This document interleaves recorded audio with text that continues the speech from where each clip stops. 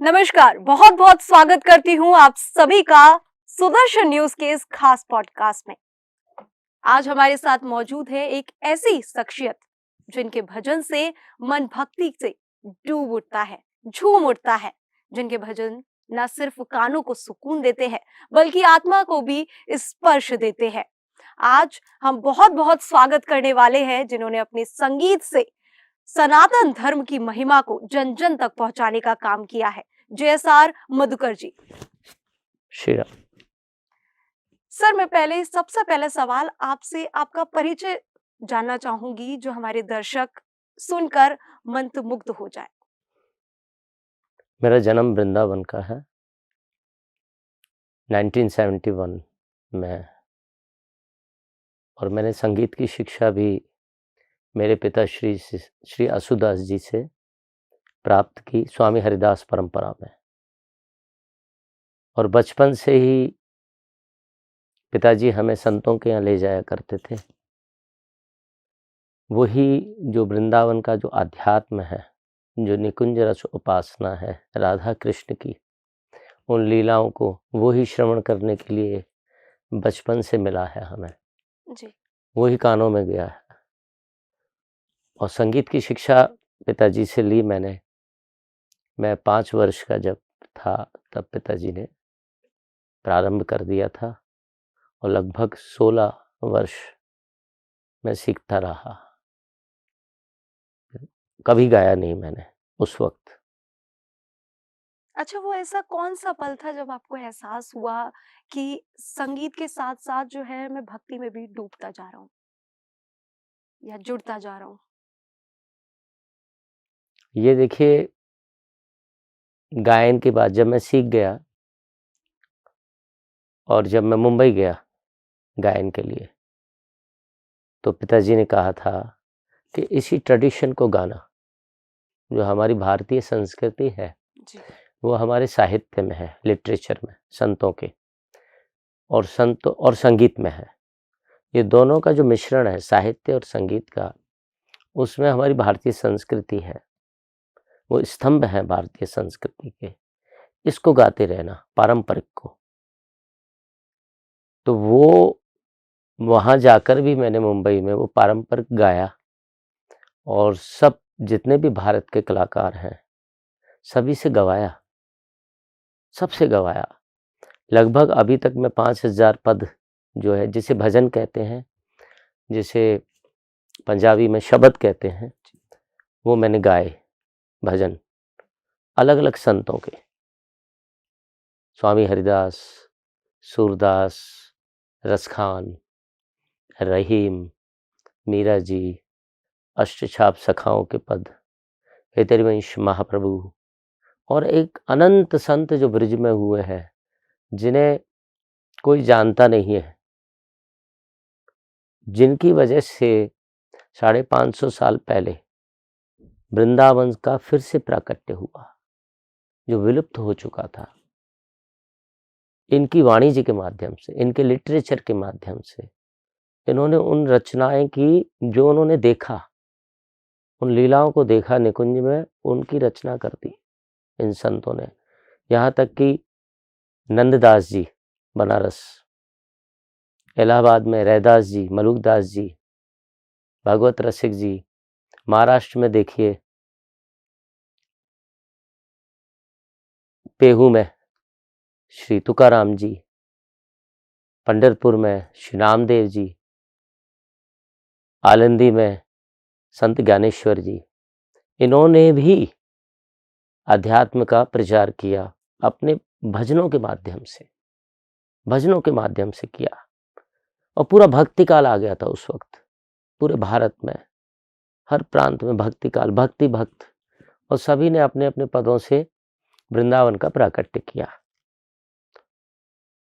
तो मेरे पर असर कैसे हुआ, ये तो हमारे पिताजी ले जाया करते थे संतों के पास ही कभी, लेकिन जब उसका महत्व पता चला उस रस का, वो जब मैं मुंबई गया था उस वक्त, कि ये क्या है, आध्यात्म क्या है, ये भजन क्या है, ये संगीत क्या है, कितना महत्वपूर्ण है, उसकी वैल्यू पता लगी।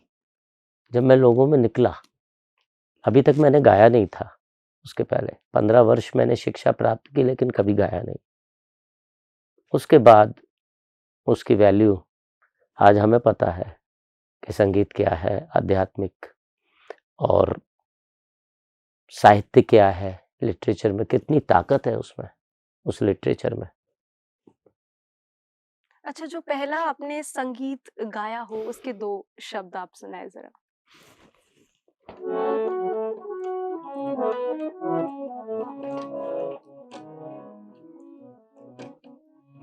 एक सखी कह रही है, शिकायत कर रही है दूसरी सखी से, गागरे नाही भरन देत, गागरे नाही भरन देत, तेरो कान माई, गागरे नाही भरन देत।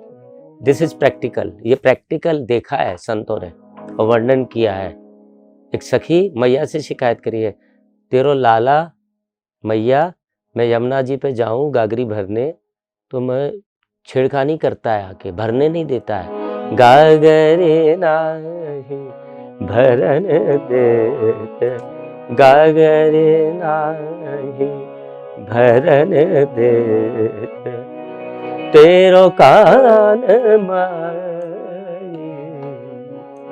मैं तो हेरी आज बीर, प्रात गई भरन नीर, एरी ठाड़ो देखो यमुना तीर, ठाड़ो देखो यमुना तीर, मन में घबराई,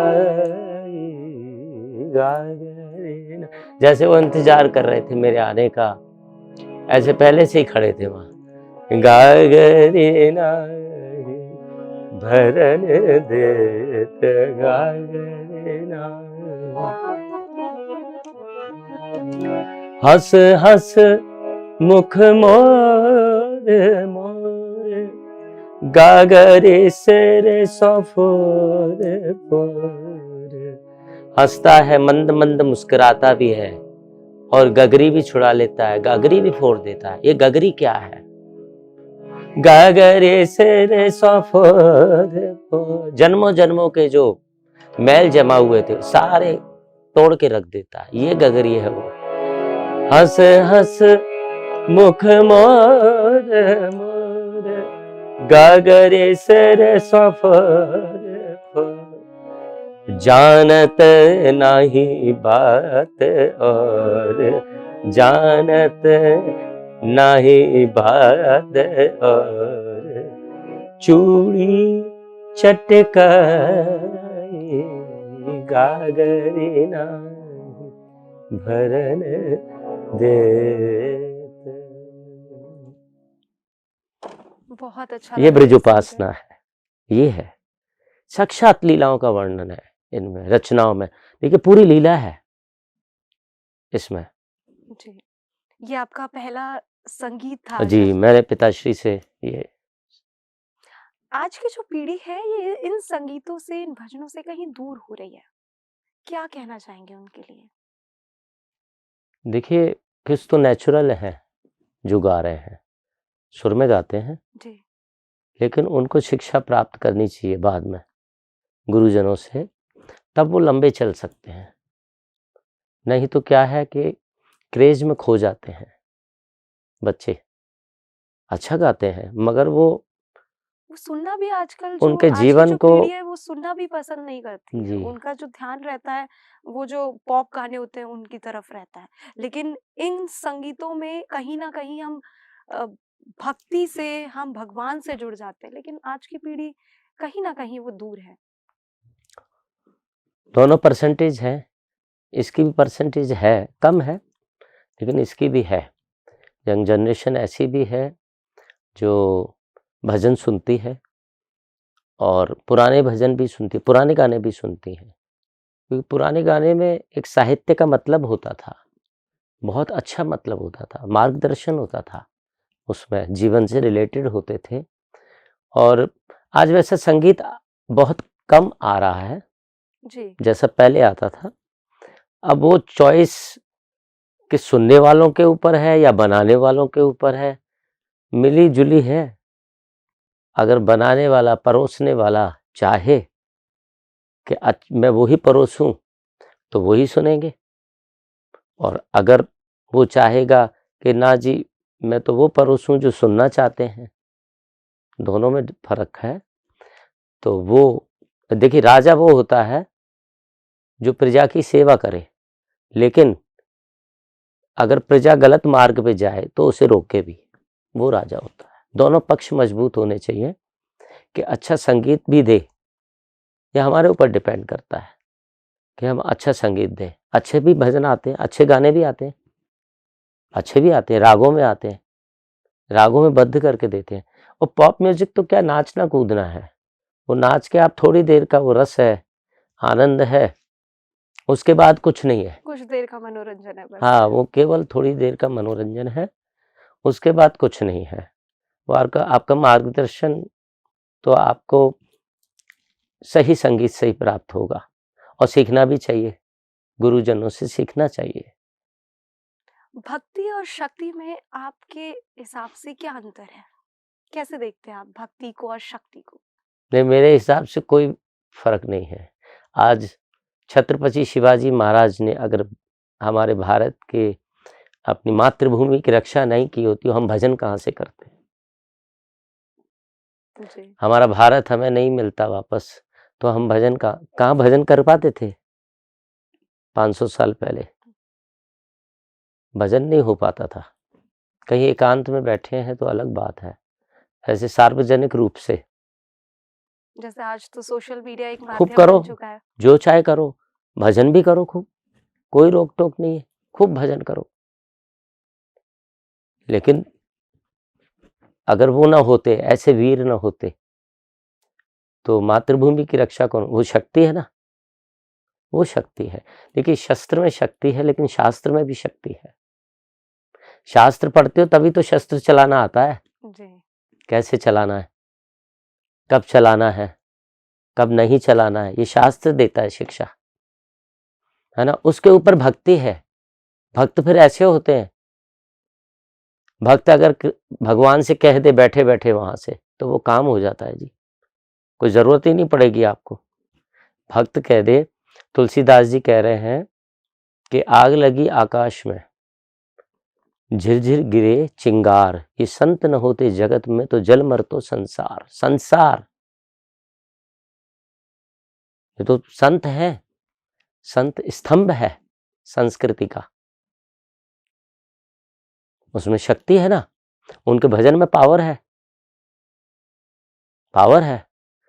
छत्रपति शिवाजी महाराज के गुरु थे ना, जी। क्या नाम था उनका?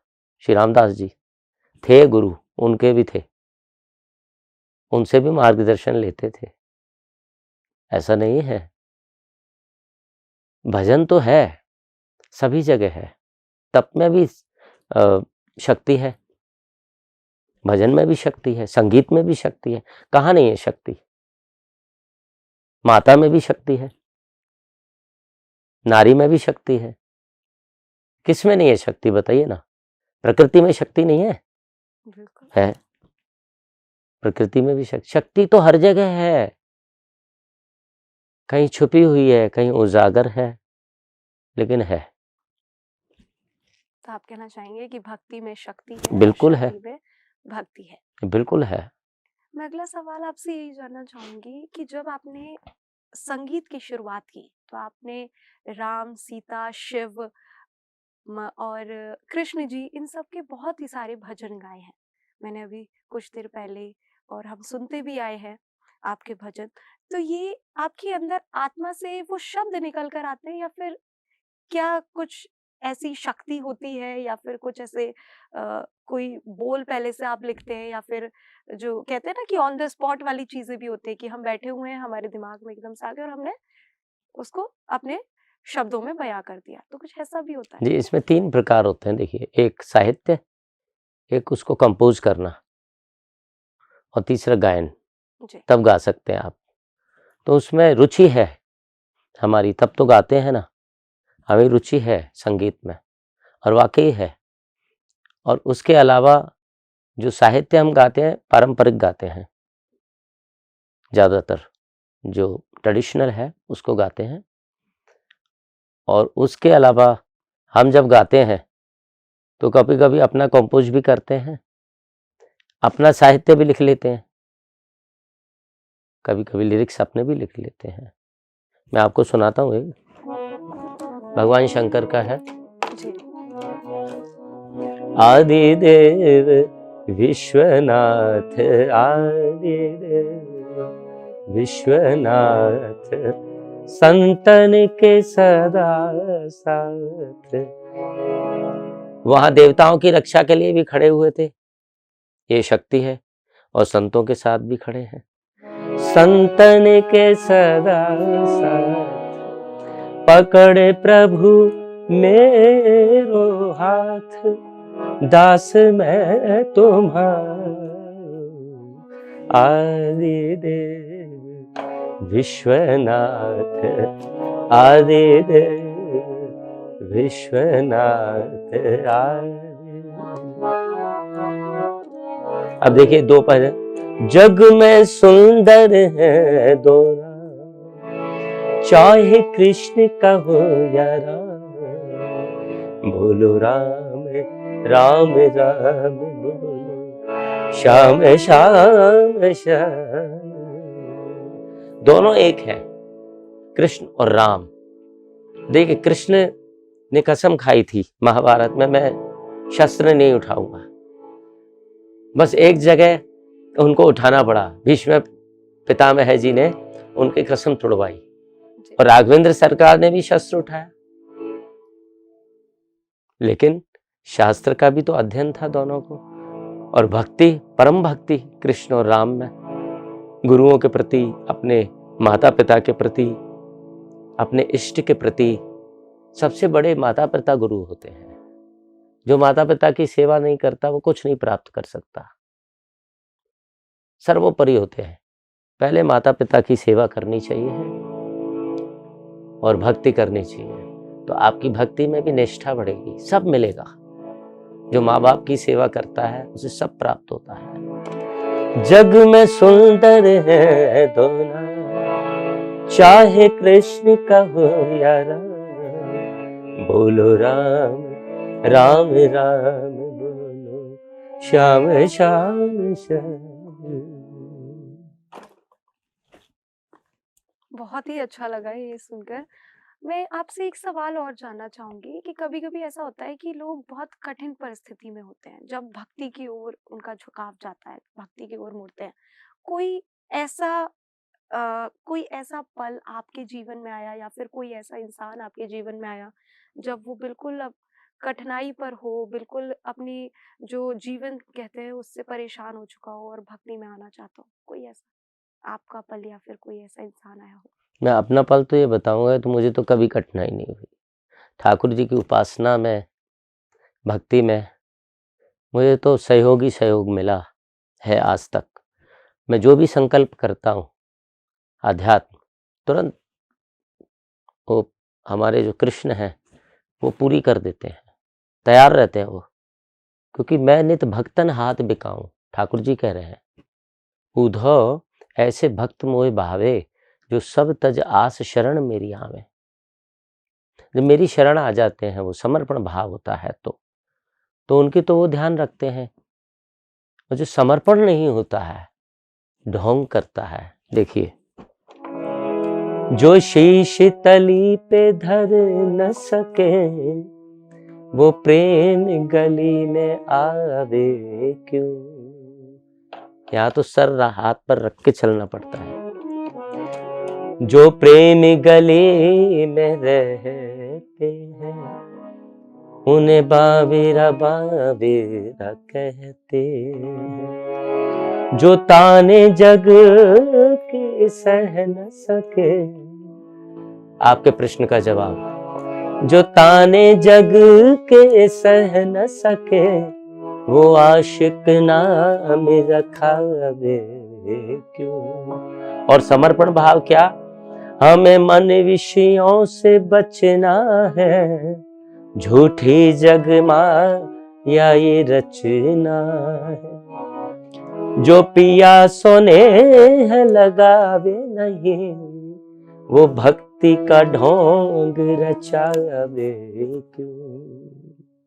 आना है ना तो पूरा समर्पण होना चाहिए, जैसे आपका हर कार्य में समर्पण होता है।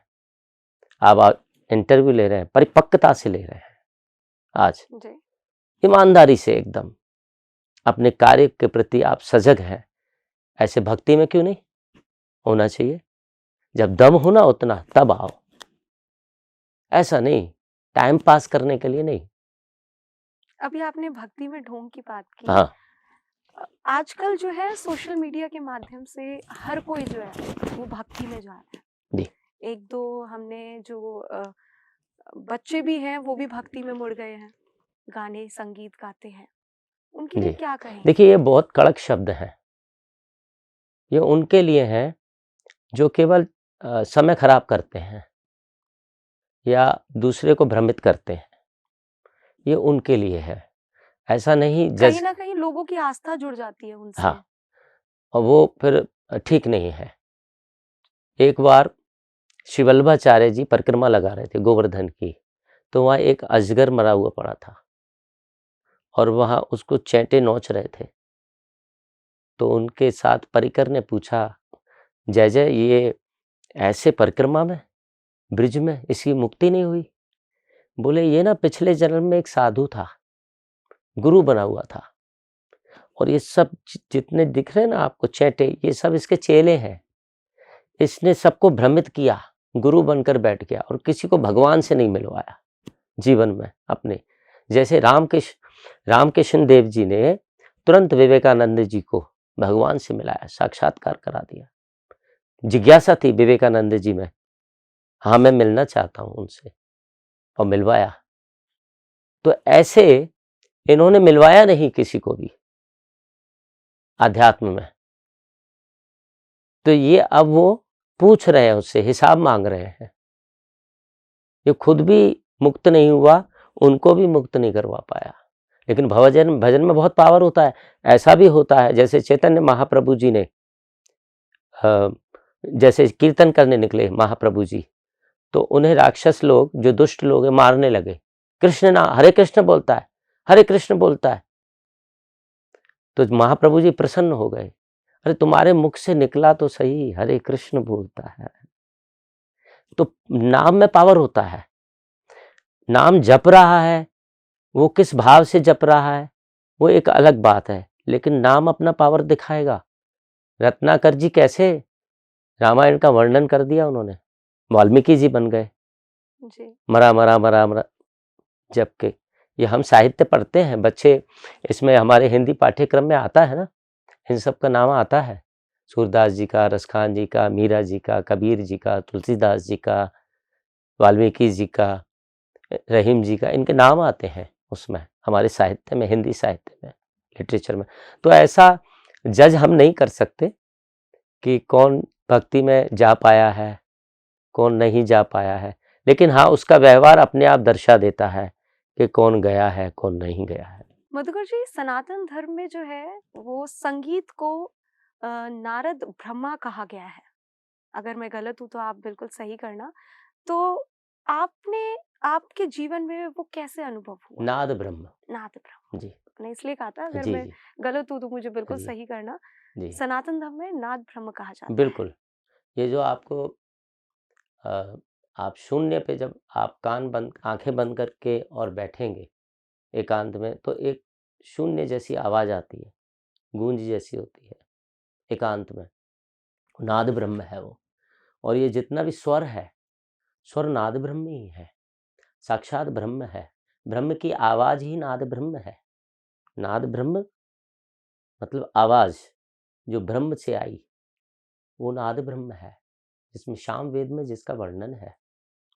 भगवान शंकर ने डमरू बजाकर सरस्वती जी को प्रदान किया है ये संगीत। इन संगीत में बहुत शक्ति है। सारी दुनिया ने सुना है कि राग मल्हार गाने से बारिश होती है, राग दीपक जल जाते हैं दीपक गाने से। लेकिन ऐसा केवल 2 रागों में नहीं है, सभी रागों में है। ये सब राग देवी देवताएं हैं, प्रकटित हैं, ये विद्वानों ने प्रकट किए हैं। उसके पहले देवी देवताओं ने प्रकट किए, भगवान शंकर ने प्रकट किए हैं, पार्वती जी ने प्रकट किए हैं, माँ दुर्गा ने प्रकट किए हैं, भैरव जी ने प्रकट किए हैं। अलग अलग राग हैं ये, ऋतुओं ने प्रकट किए हैं, ऋतुओं के अनुसार राग है ये, अलग अलग समय के राग है। जैसे आपका एक स्वभाव है, जी। मेरा एक स्वभाव है, जैसे राग का भी स्वभाव है। राग का स्वभाव ही यही है कि मल्हार गाओ तो बारिश होनी चाहिए। अभी अमरूद का वृक्ष अमरूद देगा ना, वो उसका स्वभाव है अमरूद देना, जी। है ना। अभी सेब का वृक्ष जो होगा तो वो तो अमरूद देगा नहीं, वो सेब देगा। ऐसे अलग अलग रागों की अलग अलग स्वभाव हैं। ऐसे ऐसे राग हैं जो बीमारियां ठीक करते हैं। आप थेरेपी होती है, रैकी करते हैं, तो उस समय संगीत चलाया जाता है, इंस्ट्रूमेंटल म्यूजिक। तो उस राग में ताकत होती है, जैसे मैंने आपको अभी बताया ना, प्रभु के नाम में ताकत होती है। नाम जप करने से। हाँ, ऐसी राग में ताकत होती है अपनी, लेकिन वो समय के अनुसार अगर चलाया जाए ना, तो और ज़्यादा पावर आता है। राग शिवरंजनी चलाने से जो वृक्ष हैं, वो बहुत जल्दी ग्रोथ करते हैं। आप जैसे वृंदावन किशोरी जी की कुंज गलियों से आते हैं, वहाँ पर आपने कई रास लीलाएँ जो हैं वो श्री कृष्ण की और किशोरी जी की सुनी होंगी, हम भी सुनते हुए आए हैं। कोई ऐसी लीला जैसे निधिवन में कहा जाता है कि स्वयं जो है 7 बजे के बाद श्री कृष्ण जी और राधा जी आते हैं। कोई ऐसी लीला जो आपने देखी हो वो ज़रा देखिए, एक हमें लीला है, पिया को नचवन सिखवत प्यारी। आज राधा रानी श्री कृष्ण को नृत्य सिखा रही हैं। पिया को नचवन सिखवत प्यारी, टीचर बनी हुई है। मान गुमान लकुट लिए ठारी, डंडी लेके खड़ी हैं। डरपत कुंज बिहारी, परम ब्रह्म है। श्री कृष्ण कौन है? परम ब्रह्म है। श्याम सुंदर बन के आए हैं, किसके लिए? प्रेम की वजह से। और प्रियाजू आज टीचर बनकर और कृष्ण को नृत्य सिखा रही हैं। पिया को नचवन सिखवत प्यारी, मान गो मान लकुट लिए ठारी, डरपत कुंज बिहारी। डर रहे हैं तो सब सखियां ताली बजा रही हैं, हंस रही हैं, अरे देखो देखो देखो, परम ब्रह्म नृत्य नहीं कर पा रहे हैं। तो ठाकुर जी क्या नृत्य नहीं जानते? बिल्कुल जानते हैं। जानते हैं, मगर एक वक्त में 2 काम नहीं हो सकते। श्री जी बुलाती हैं, राधा रानी जी बुलाती हैं ठाकुर जी को अपने पास और कान में कहती हैं, हे प्रियतम, आप क्यों हंसी उड़वा रहे हो? तो प्रियतम श्याम सुंदर कान में ही कहते हैं प्रियाजू को, हे प्रियाजू, जब आप आती हो तो मैं आपा खो जाता हूँ, मैं आपके माधुर्य रस में खो जाता हूँ। मैं नृत्य कैसे सीखूं? आप जब आते हैं मैं नहीं रुक सकता, आप खो जाता हूँ, आपके रूप माधुर्य में डूब जाता हूँ, ये वजह है। तो परम ब्रह्म नृत्य कर सकते हैं, वो तो संसार को नचाते हैं, तो वो नहीं कर सकते। तो प्रियाजू हंसती हैं, मंद मंद मुस्कुराती हैं, सखियां सब ताली बजा रही हैं। देखिए, पिया को नचवन सिखवत प्यारी, माने गुमान लकुट लिए ठाड़ी, डरपत कुंज बिहारी। वृंदावन में रास रचो है, सुर इंदु उजिया। कहते हैं ब्रिज में जो राधा कृष्ण चाहते हैं वो उस वक्त हो जाता है। ब्रिज में नित्य होता है।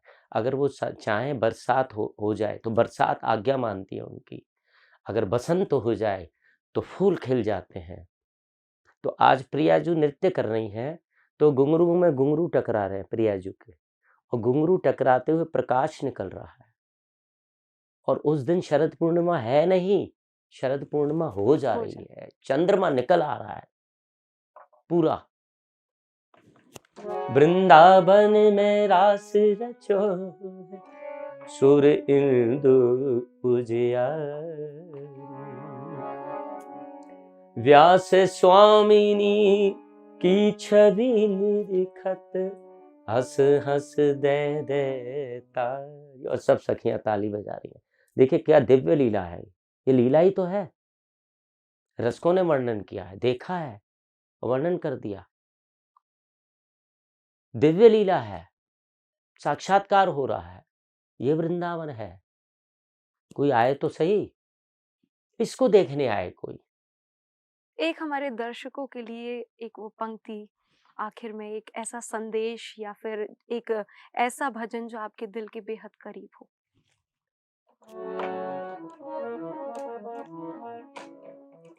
देखिए ब्रिज में बहुत सारे ऐसे संत भी हुए हैं जो फकीर हैं, जिन्हें फकीर कहते हैं, सूफी, जिसमें रसखान जी का नाम प्रथम आता है।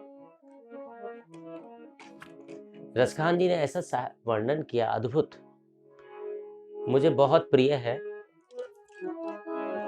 एक सुतीरथ डोलत है, रसखान जी कह रहे हैं, एक 12,000 पुरान बके हैं। एक शास्त्रों में ही लगे हुए हैं। एक लगे जप में तप में, एक सिद्ध समाधि में अटके। ऐसा नाम मिला है प्रियतम श्याम सुंदर ब्रिज में साधना और तपस्याओं से। तो रसखान जी से मन ने पूछा, विवेक ने, तो कैसे मिलते हैं फिर? तो कह रहे हैं, साचे हैं वे जिन तज आपन पो, यानी अहंकार जिसने त्याग दिया, जो भी उसने प्राप्त किया उसने त्याग दिया उसका बिल्कुल मन से। साचे हैं वे जिन तज आपन पो, ये सांवर ग्वाल ही बाल छके। इसका आस्वादन जिसने किया है, जो परम ब्रह्म अपनी सारी परिपूर्णता को छोड़कर और ब्रिज गोपियों के छाछ पे नाच रहे हैं, उस परम ब्रह्म के लिए हम इतना भी नहीं कर सकते, प्रियतम श्याम सुंदर के लिए समर्पण भी नहीं हो सकते हम पूर्ण रूपेण, तब तो वो मिलेगा। सखियां तो नचा रही हैं ना, कह रही है ना, नचा रही है कि नहीं? सखियां नचाती हैं ठाकुर जी को, कह रही है, छछी आवर छाछ पे नाच नचा में, ताहे अहीर की छुअरिया। किसे? ब्रह्म में ढूंढो पुराणन गायन, वेद ऋचा नहीं चौगन चाय। वेद, चारों वेद वर्णन करके थक गए हैं, जान पढ़ो नहीं कैसे ही रूपज, कैसे ही चालज, कैसे सुभायन। तेरत हेरत हार गयो, रस खान बतायो न लोग लुगायन। देखो दुर्यो वह कुंज कुटीर में, बैठो पलूटत राधिका पायर। किसके? अपनी आत्मसत्ता, अपनी आराधना शक्ति, प्रियतम श्याम सुंदर का प्रेम। कौन? राधा रानी जी के चरण दबाते। प्रियतम श्याम सुंदर वहां मिले मुझे, मैं जब थक गया, हर जगह सारी कोशिशें कर ली। रसखान जी वर्णन कर रहे हैं, ऐसा अद्भुत लिटरेचर कोई वर्णन कर सकता है? अद्भुत किया है उन्होंने, रसखान जी ने। तो ये शक्ति तो है, भक्ति में ही शक्ति है। शक्ति कहाँ से मिली उनको ये वर्णन करने की? भक्ति से मिली। उन्हें पहले नहीं आता था ये। जब श्याम सुंदर के दर्शन किए ना साक्षात, तो शक्ति आ गई ना उसे वर्णन करने की, उनके रूप माधुर्य, उनकी लीलाओं का वर्णन, शक्ति आ गई। ये शक्ति है, कण कण में शक्ति विराजमान है। मधुकर जी, आपने बड़ी ही सरलता और भक्ति भाव से आज अपने अनुभव हमारे साथ साझा किए और आपने बिल्कुल हमें याद दिलाया कि भक्ति में ही शक्ति है, भक्ति कोई प्रदर्शनी नहीं है। आपने बहुत ही भक्ति भाव से हमारे इस पॉडकास्ट को भी दिव्य बना दिया। मैं बहुत-बहुत धन्यवाद करना चाहूँगी आपका, आप हमारे इस खास शो में जुड़े। श्री राधे। और मैं हमारे दर्शकों का भी बहुत धन्यवाद करना चाहूँगी जिन्होंने हमें इतना सपोर्ट दिया है। हमारे इस वीडियो को लाइक करें, कमेंट करें और सब्सक्राइब करना बिल्कुल ना भूलें। हम फिर मिलेंगे एक नए अतिथि के साथ सिर्फ और सिर्फ सुदर्शन न्यूज़ पर। जय श्री राम।